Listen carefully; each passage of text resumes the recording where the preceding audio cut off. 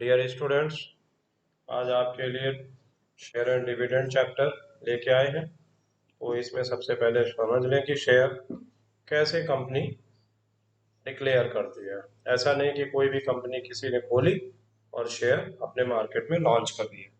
तो इसके लिए सेबी एक रेगुलेटिंग बॉडी है। तो जब कंपनी किसी भी कोई कंपनी पहले से चल रही होती है और उसको लगता है कि अपने व्यवसाय को, अपने बिजनेस को एक्सपैंड करना है, और तो उसके लिए पैसे की ज़रूरत पड़ती है।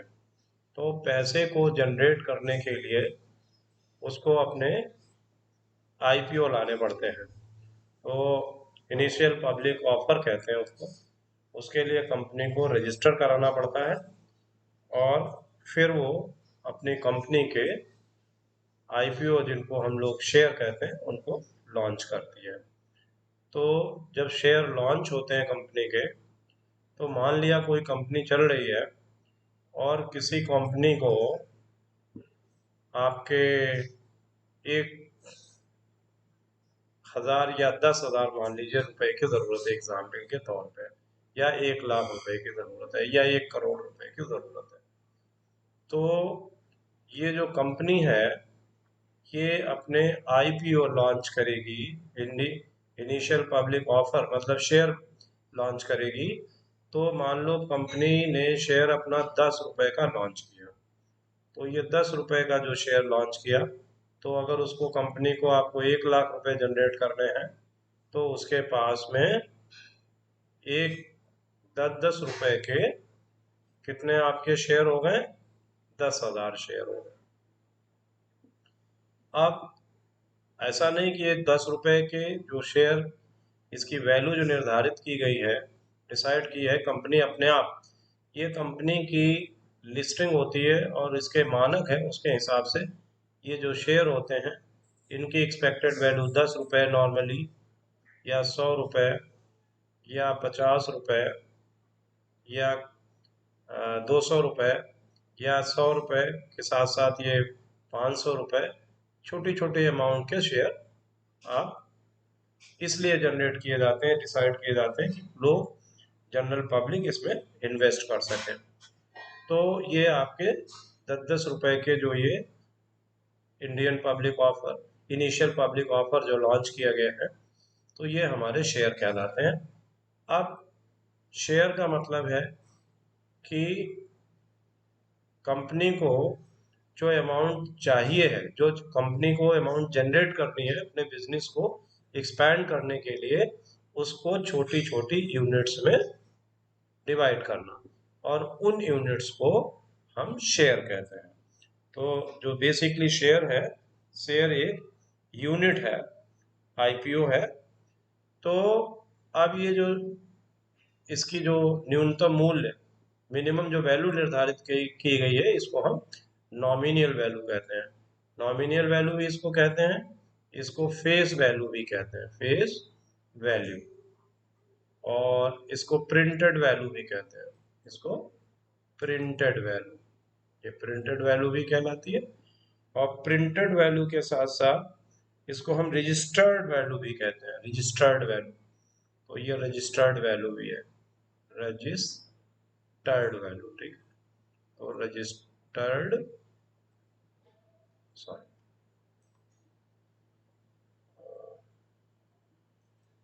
ये दिस इज रजिस्टर्ड वैल्यू। और अब ये जो 10-10 रुपए के शेयर हैं, तो जब कंपनी अपना मार्केट में इनको लॉन्च करती है, तो इनके साथ तीन सिचुएशन होती है। एक तो ये जो 10 रुपए इसका शेयर है, जिसको हम नॉमिनियल वैल्यू कह रहे हैं, 10 रुपए, यही शेयर मार्केट में जाता है, तो तीन तरीके की सिचुएशंस को ये फेस कर सकता है। तो ये जो 10 रुपए है, नॉमिनियल वैल्यू है। यहाँ भी नॉमिनियल वैल्यू है, और यहाँ भी ये नॉमिनल वैल्यू है, और ये भी आपकी नॉमिनल वैल्यू है एक शेयर की।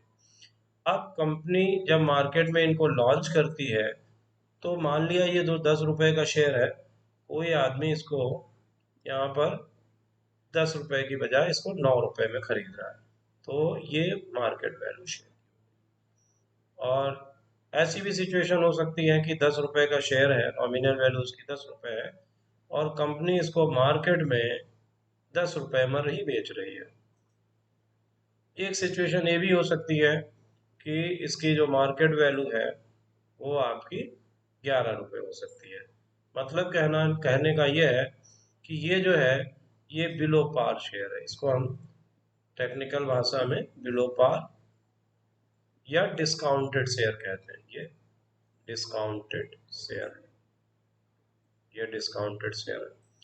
ये जो है ये एट पार कहलाता है, एट पार, यानी मार्केट वैल्यू जो है वही इसकी नॉमिनल वैल्यू है। और ये एबव पार कहलाता है, एबव पार। और ये प्रीमियम शेयर भी कहलाता है, premium share, premium share, premium share. तो इस तरीके से ये जो कंपनी अपने शेयर्स को डिक्लेयर करती है, तो ये मार्केट में तीन सिचुएशंस को फेस करते हैं। तीन से या तो महंगे बिक सकते हैं, या उसी रेट पे बिक सकते हैं जो कंपनी ने रजिस्टर्ड वैल्यू तय करी है, या उससे सस्ते भी बिक सकते हैं। अब होता क्या है कि कंपनी अपना बिजनेस करती है। अब जो पैसा जनरेट किया कंपनी ने लोगों के, पब्लिक के माध्यम से, उसको बिजनेस में लगाती है, और बिजनेस में लगाने के बाद जो प्रॉफिट होता है वो इन शेयर होल्डर्स में बराबर बराबर बांट देता है। तो ये जो डिविडेंड है ये प्रॉफिट है, ये profit declared by company, profit given by company, declared by company to share holders. अब होता क्या है मार्केट में, मान लीजिए कंपनी ने एक बिजनेस किया और उसने 10% आपका डिविडेंड तय किया। तो अब क्या होगा, 10 रुपए का 10% 1 रुपया हुआ। तो 1 रुपया कंपनी जिस व्यक्ति ने इस रेट से खरीदे, बिलो मार्केट नॉमिनल वैल्यू खरीदे, उसको भी 1 रुपया भेजेगी। इसी तरीके से कंपनी इसको दूसरे वाले को भी 1 रुपया भेजेगी, और इसको भी 1 रुपया भेजेगी, क्योंकि कंपनी तो सबको बराबर बराबर दे रही है। कंपनी के नज़र में कोई भी शेयर, चाहे उसने महंगा खरीदा, चाहे उसने सस्ता या उसी रेट पे खरीदा, कंपनी को जो अपनी वैल्यू है वो 10 ही रुपये इस शेयर की लगती है। तो उन्होंने एक एक रुपये सबको दे दिया, तो ये डिविडेंड सबको एक एक रुपया मिला। लेकिन जो इन्वेस्टर है, इन्वेस्टर क्या करेगा, जिसने 9 रुपया इन्वेस्ट किया है उसको 1 रुपया 9 रुपये इन्वेस्ट करने पे लगेगा। तो जब इसका परसेंटेज आप निकालोगे तो 11 and 1/9% आपको दिखेगा। मतलब इसको लगेगा, उसको प्रॉफिट प्रॉफिट जो है वो ज़्यादा है, प्रॉफिट परसेंट जो है वो ज़्यादा है। न्यूमेरिकली 1 ही रुपया है, लेकिन प्रॉफिट परसेंट इसको ज़्यादा लग रहा है। इसको 1 रुपया है, इसको 10 रुपये इन्वेस्टमेंट करने पे पता लगा, तो इसको लग रहा है उसने 10% कमा लिया।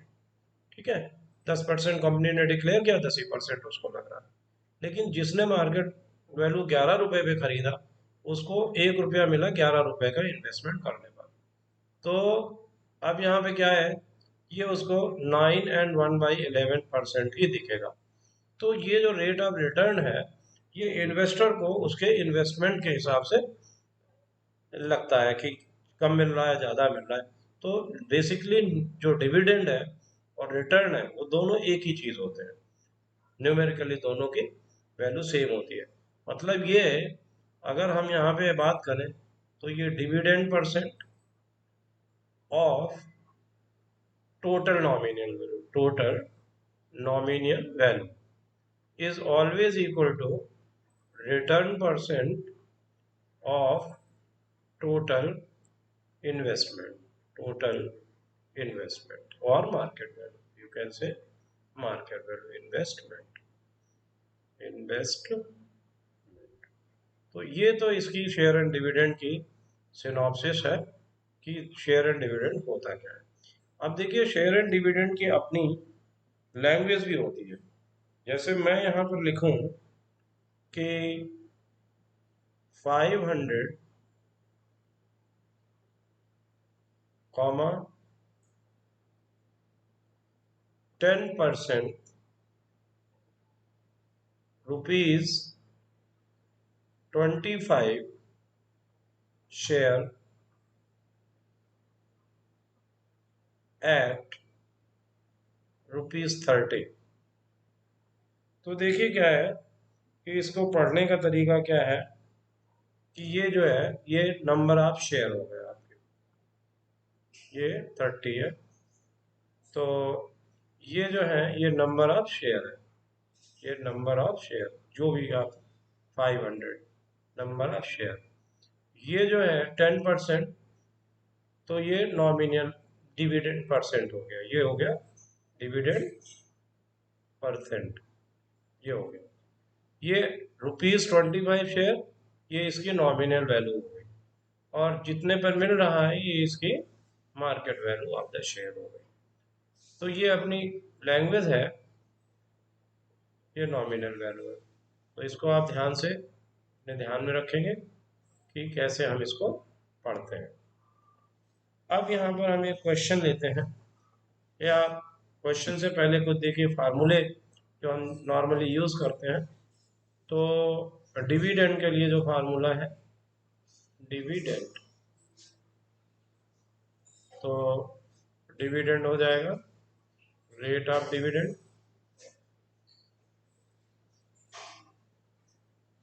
This is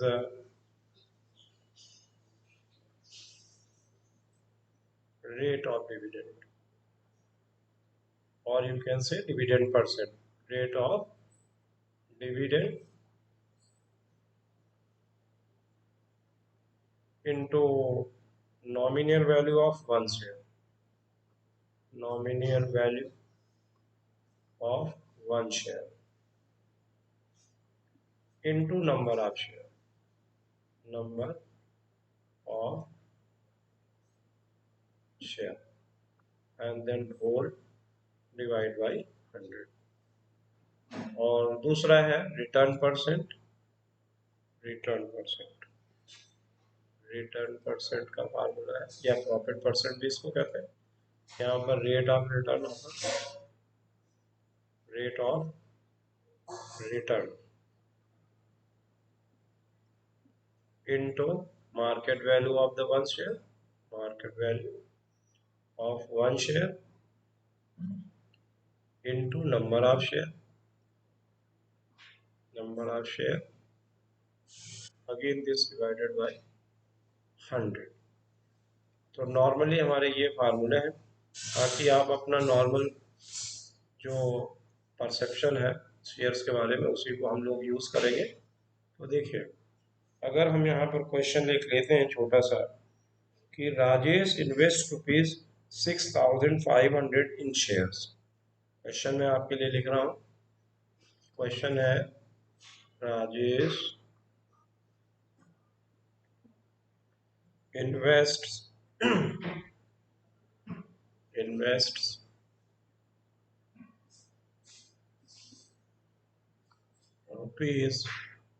₹6,500 in shares, in shares which pay 8% dividend, which pay 8% dividend, dividend, which pay 8% dividend. When a share of when a share of ₹100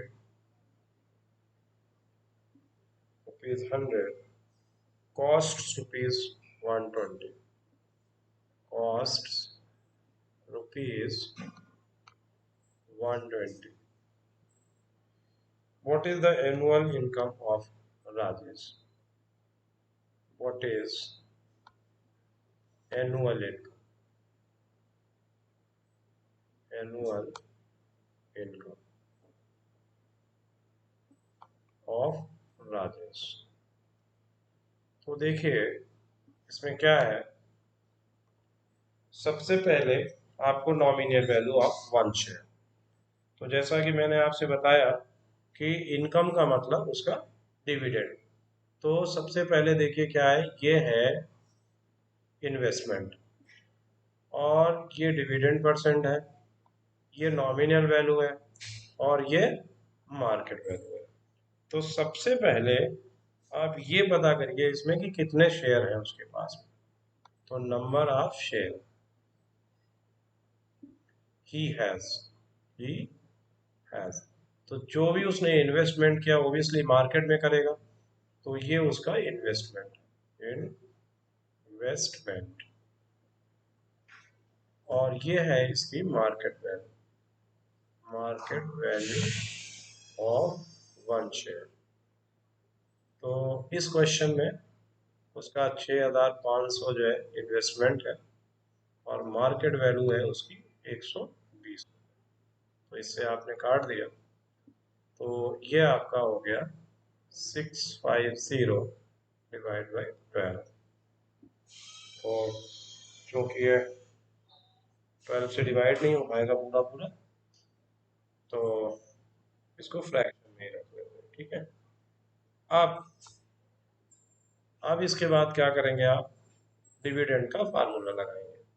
तो डिविडेंड का फार्मूला आपके पास में क्या है, ये नंबर ऑफ फ्रैक्शंस में आएंगे। तो डिविडेंड का फार्मूला है आपका डिविडेंड। तो डिविडेंड का फार्मूला लिखेंगे डिविडेंड परसेंट जो भी मिल रहा है, और nominal value of one share into number of share, number of share और डिवाइड बाय 100। तो आपने यहाँ पर क्या किया, यहाँ पर आपका रेट ऑफ डिविडेंड जो है इस क्वेश्चन में 8% है, तो 8% हो गया। नॉमिनल वैल्यू 100 रुपीज़ है। नंबर ऑफ शेयर आपके पास में 650 डिवाइडेड बाई 12 और ओवर 100। अब ये जो 100 है इससे आपने कैंसिल कर दिया, तो आपके पास में जो डिविडेंड बचा वो 8 इंटू 650 डिवाइड बाई 12। तो 4 टू ज़ा 8 एंड 4 3 ज़ा 12। 65 को 2 से मल्टीप्लाई कर दिया, 130, 1300 डिवाइडेड बाई 3। तो 1300 डिवाइडेड बाई 3, तो ये होगा 3 4 ज़ा 12, 3 3 ज़ा 9, 3 3 ज़ा 9.33। तो ये जो है आपका डिविडेंड हो गया, ये ₹433.3, ये आपका डिविडेंड हो गया। तो आई होप ये बात आपको समझ में आई होगी। Rest of the question we will do in the next video.